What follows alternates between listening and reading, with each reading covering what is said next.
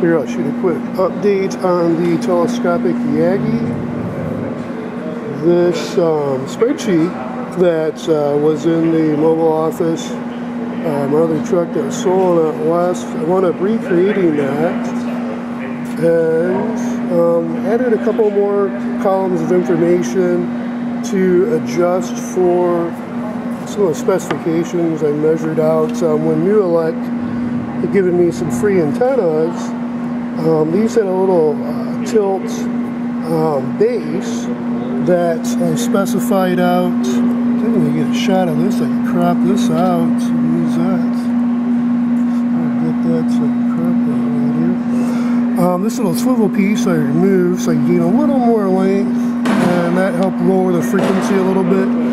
So the theoretical frequency, at least for the build specifications, can be about 440.94 megahertz. Now with the reflector antenna, I'm kind of at the moment, do I want to worry about adhering to the ratio of the antenna elements? Probably the director and the actual driving element. I want to make sure the driving element for sure is in spec. I'm thinking the director for sure. The reflector, I assume so. It doesn't seem like it hurt though being larger. The main thing would be not too small. So I was going to cut this base, peel back that metal, and then reinsert to the calculated reflector length. I'm going to go ahead and not do that, I think. So basically where I'm at now is I need to drill out these holes so they're a little larger in diameter, made up with the screws that I have available. Drill out for where these antennas are going to mount, and then adjust the tension on those with the spacers so that I can fold back the elements when the antenna elements themselves are retracted to make this whole system more compact. And also, I'm thinking I'm going to go ahead and grind out or file out, cut out a section here so that these elements, when they fold back, so I don't have to raise the whole plane of the antenna elements, leave that pretty much so they're sliding. The base of the antenna will be more rigid, I think, than the bottom. The bottom of the antenna on the top of the couplers. I'm just going to leave that plane the same and just, like I said, grind out into this pipe to be able to compact the antennas a little more. The angle that's going to be the minimum, actually it'd be, yeah, the minimum angle is going to be dependent on this Ballon piece. That's going to have the RG58U, I think it is, wire, or 59U wire. That's going to increase the diameter a little bit. And that's going to be a limiting factor in the performance capabilities of this antenna folding back. Somewhere in there it's going to bind up or, be inhibited in its range of motion, its radius. So I might be able to work on that a little more. Again, I'd have to, like I mentioned before, consider the plane of all the antenna elements and raise that plane. I'd rather not. But I have kind of thought about a little bit for a piece of probably plastic welding, PVC, to the back side of these elements. So when they open consistently to the same line. So same, like it'd be I guess you could say a Z-plane. Other than that, I've determined what I'm going to use for the adjustable, what they call a U-matching network piece, or a hairpin they call. It's the impedance matching. I was thinking I probably could use a potentiometer. Kind of like, well, I'll just go ahead and keep this to a more simple, really, I don't know, I'm back and forth. We'll see. But for now, when I'm going, the direction I'm going to go is the copper pipe. And I've seen it with the other Yagi design, where they have an adjustable impedance matching piece.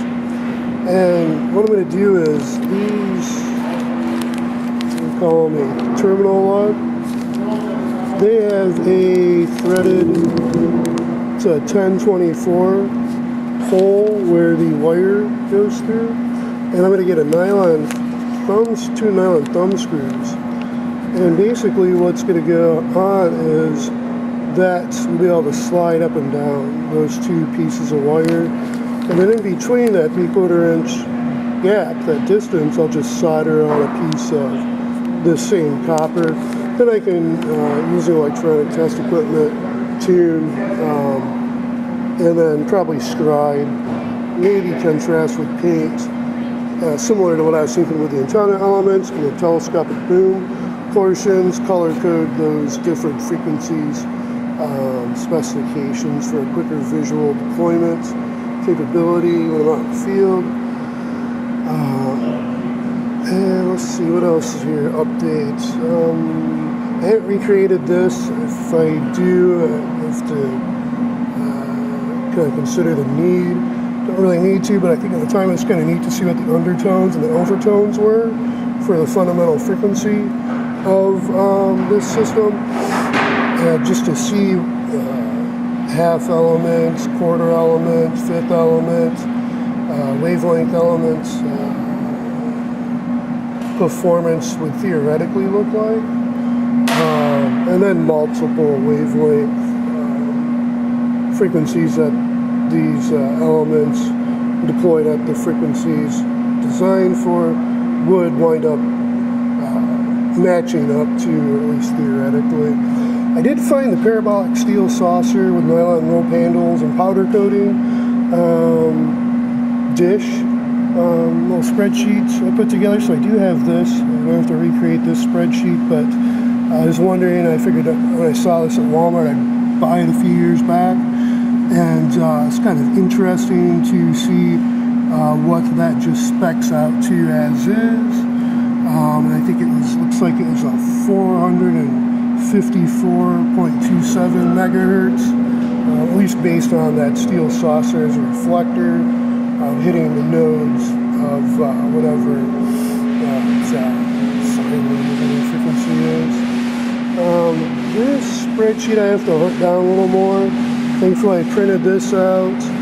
This is kind of cool. This goes from 10 to 1,000 gigahertz, and basically is a little more accurate. The resolution, is going to be based on the visual representation of the printer's capabilities, and then whatever the data is also.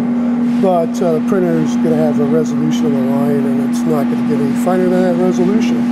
However, it gives me an idea of what the atmosphere is going to attenuate in regards to absorbing frequency from 10 to 1,000 gigahertz, and down here the wavelengths, units of microns, and there's a little more information regarding the range.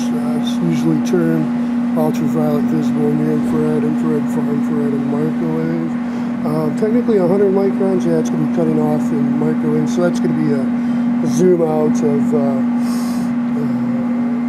a different region that's up there. So microns and gigahertz, I think that is going to be touching up a little bit, but I have to do the math. Top of my head, 0.3. No, actually, this cuts off, so it's not high frequency. These are high frequency range. This is more the lower frequency range characteristics of the atmosphere. So I have to hunt this down a little more, see if I can find this data somewhere, see if I can find a spreadsheet. That'd be really nice to have available. So other than that, little updates on the progress here. So kind of cool to actually move forward again. This project's kind of been sitting there for a few years.